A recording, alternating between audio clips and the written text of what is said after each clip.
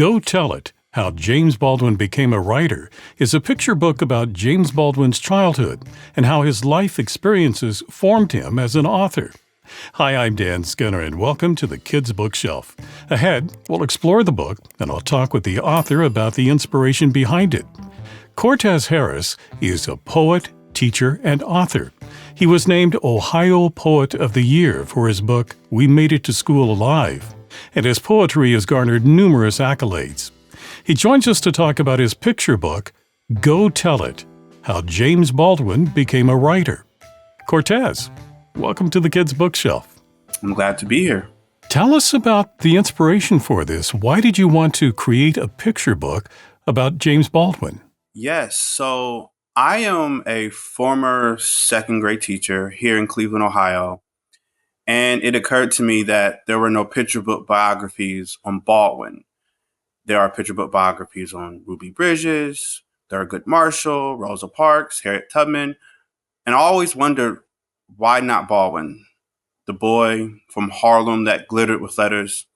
So, I had the opportunity to write a picture book biography on Baldwin, really to ensure that Baldwin is reflected in the canon of literature.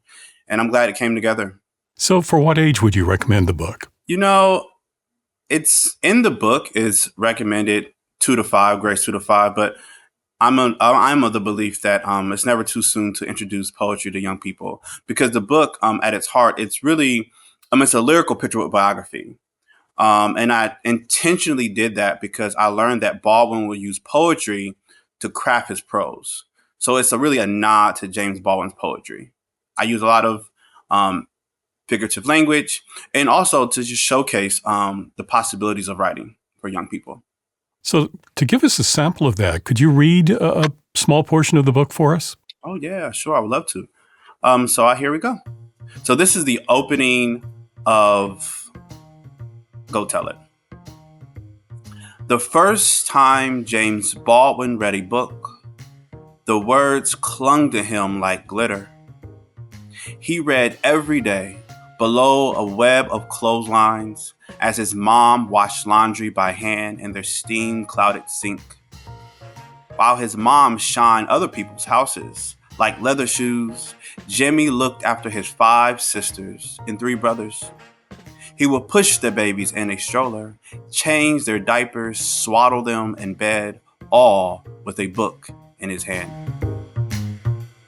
Now, the way you've written this, it's very lyrical. It sounds very poetic. And that, as you say, sort of stems from James Baldwin's writing, where he was inspired by poetry. And it looks like how you've written this book is inspired by the writing of James Baldwin. Yes, absolutely. I should mention, I am also a poet. So the lyrical prose impulse for me was there. So it was a beautiful coincidence when I learned that Baldwin would actually use poetry to work out his prose. So it essentially gave me like a creative license to sort of weave in my sort of love for visual writing and visual storytelling. And it was fun to write, very fun to write. Now, you mentioned that one of the reasons you wanted to do this is because James Baldwin wasn't represented in the picture book realm. So why was it important to you that this be a picture book about James Baldwin? Why was it important to introduce children to him?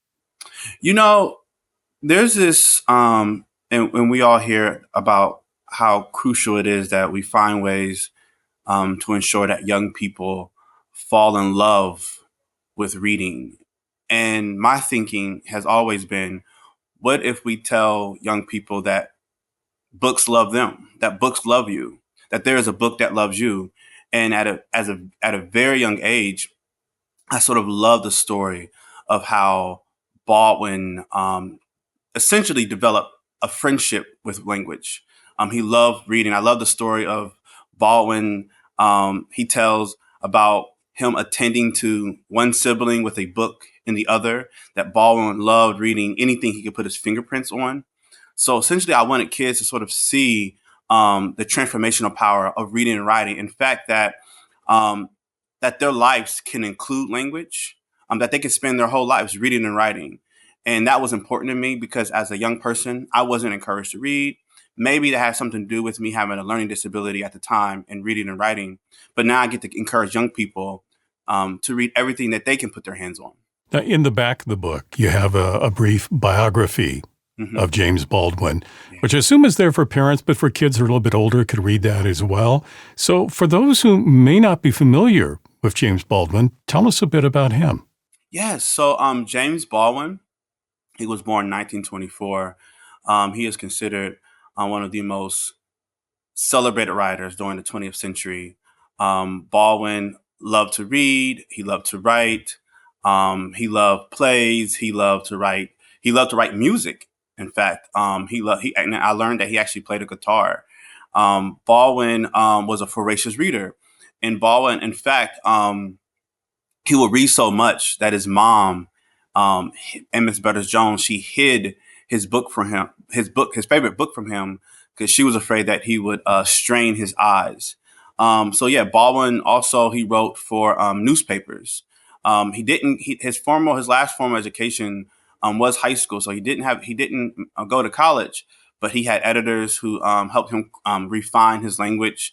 Yeah, he literally spent his life just developing the written text, and he became one of the most celebrated writers in American history. And you note in the book that there were educators that helped him along and helped feed his love for books and encourage him to write. Yes, there's an educator. He refers to her as Bill Miller, and she is a teacher who would pick him up, take him to see theater, take him to see plays, take him to museums. So she really was responsible, I like to think, in helping his mind glitter.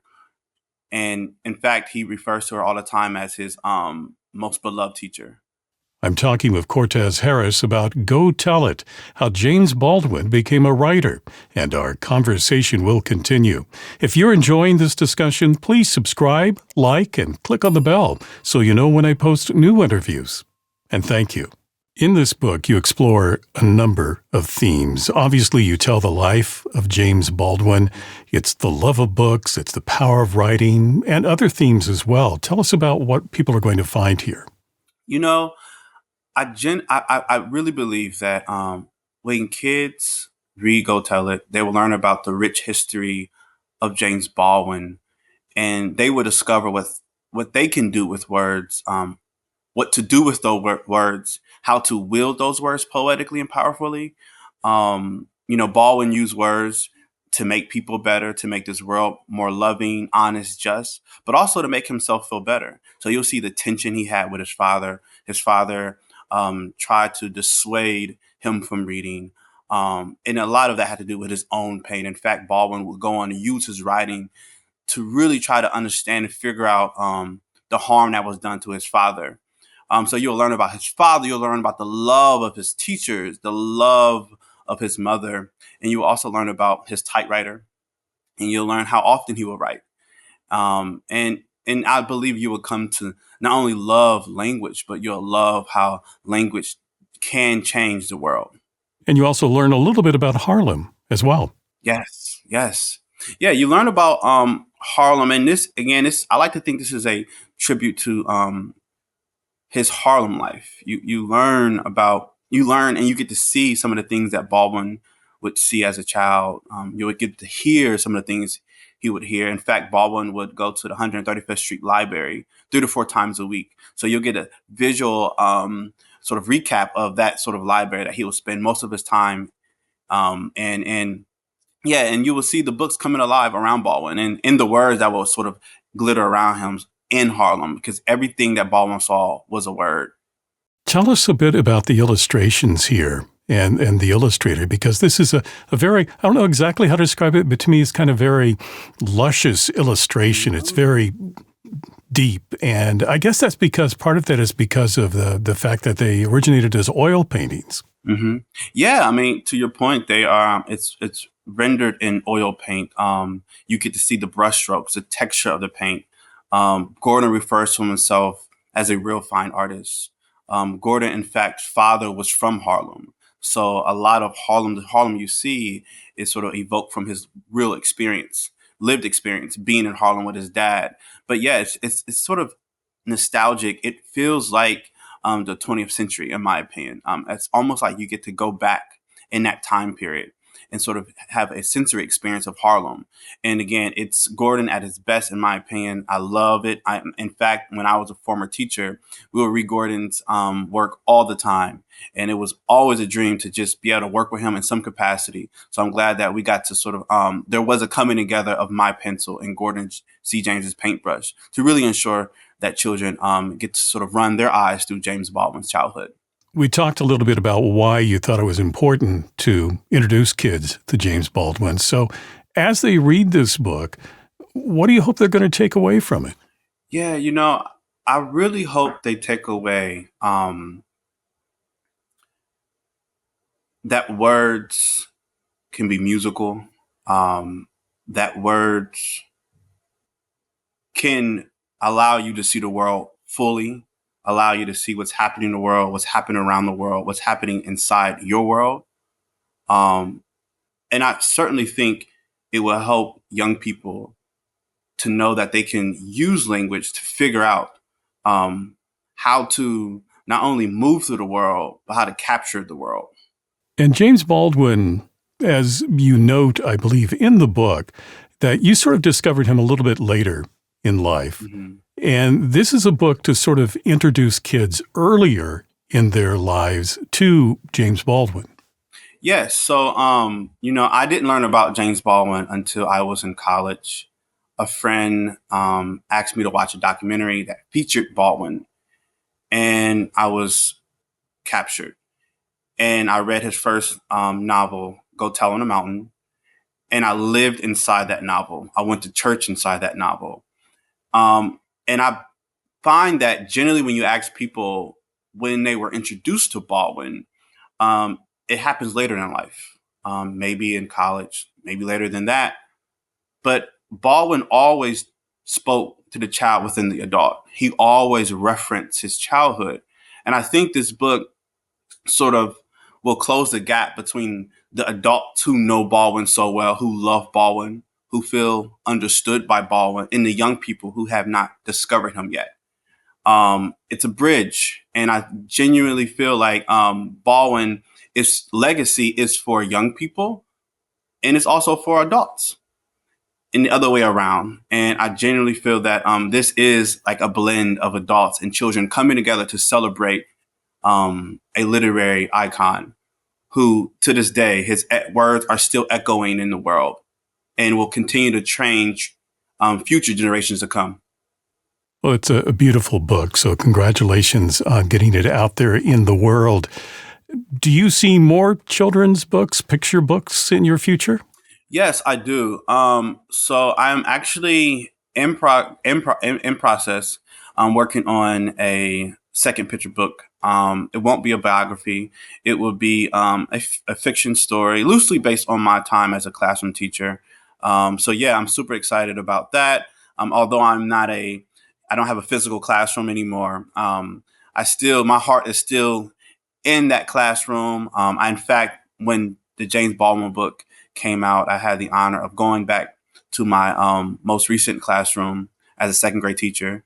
My colleague, it's his classroom now, and I got to read to my kids, and it just helped me to sort of reimagine again what this next picture book will be like, and what its possibilities are. So it's still unfolding. It's still being developed, but yeah, and I will also be working on a middle grade novel also. The book is Go Tell It, How James Baldwin Became a Writer by Quartez Harris. Quartez, thank you for talking with me today. Thank you for having me. If you'd like to purchase Go Tell It, I've placed a link for you in the description below. If you enjoyed this conversation, please subscribe, like, and click on the bell so you know when I post new interviews. Meanwhile, here are 2 more books you might find interesting. Thank you for watching this edition of the Kids Bookshelf. I'm Dan Skinner. Until next time, keep sharing the gift of reading.